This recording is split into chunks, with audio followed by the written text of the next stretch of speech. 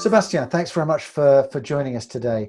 And congratulations on becoming of the chair for ULI for France. What are the priorities for you as the new ULI leader in France? All right, so I have three main priorities for my 2 years mandate as a chair of ULI France. The first one is to increase the customer value by focusing on content. One of the lessons learned that we have from the COVID situation is that change is coming. And in that situation, we want to make sure that the decision we do today will work tomorrow. I'm just going to give two small examples. First is the future of office. We talk about remote office and how the office will react to that. And the second example is the future of retail with its relationship with logistics. And I'm thinking shopping centers as well as ground floor store. My second priority is to increase ULI France reputation. It's already at a good level, but not there yet at the same level as some other countries in Europe.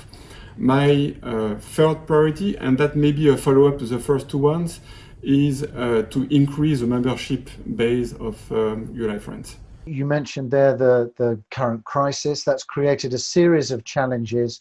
And at that time, it's more important in a way to be able to share some of the ideas. How important do you think that is for ULI and I guess also for Allianz and the industry to be working together, looking at some of these challenges and finding solutions? Well, we saw that the COVID situation has highlighted some trends that were there before, but maybe were lagging behind or not set in motion.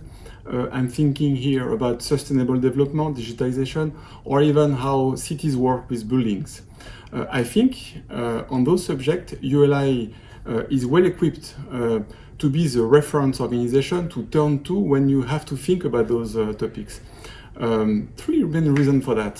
First reason is in ULI in France, ULI have 9 different product councils. So those product councils pretty much cover those trends and subjects. Second reason is that we have a membership which is a broad range of activity within real estate, including also some people from private and the public sector. And the third reason is because ULI is a very international organization. It has more than 40,000 members worldwide. And if we think about it, those trends are not specific to France. They are global.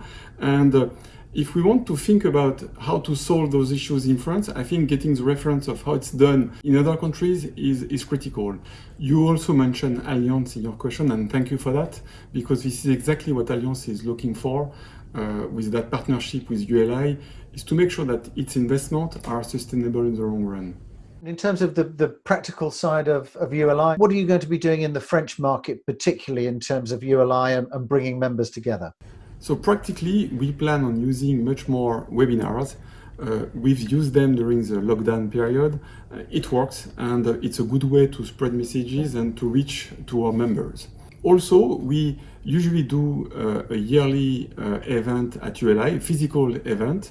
This year, we have decided to run a hybrid event the 12th of November at the Allianz Auditorium.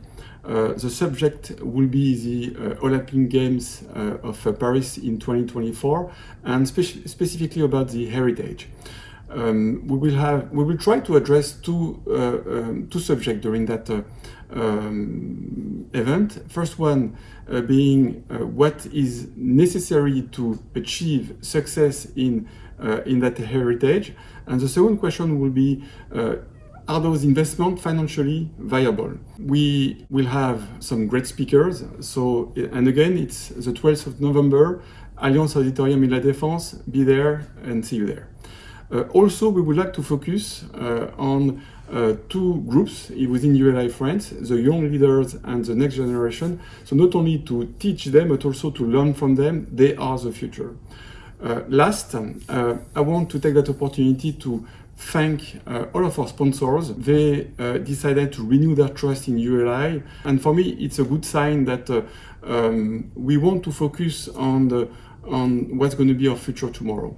Congratulations again on becoming ULI leader in France. Sébastien, always good to see you, and thanks very much for joining us.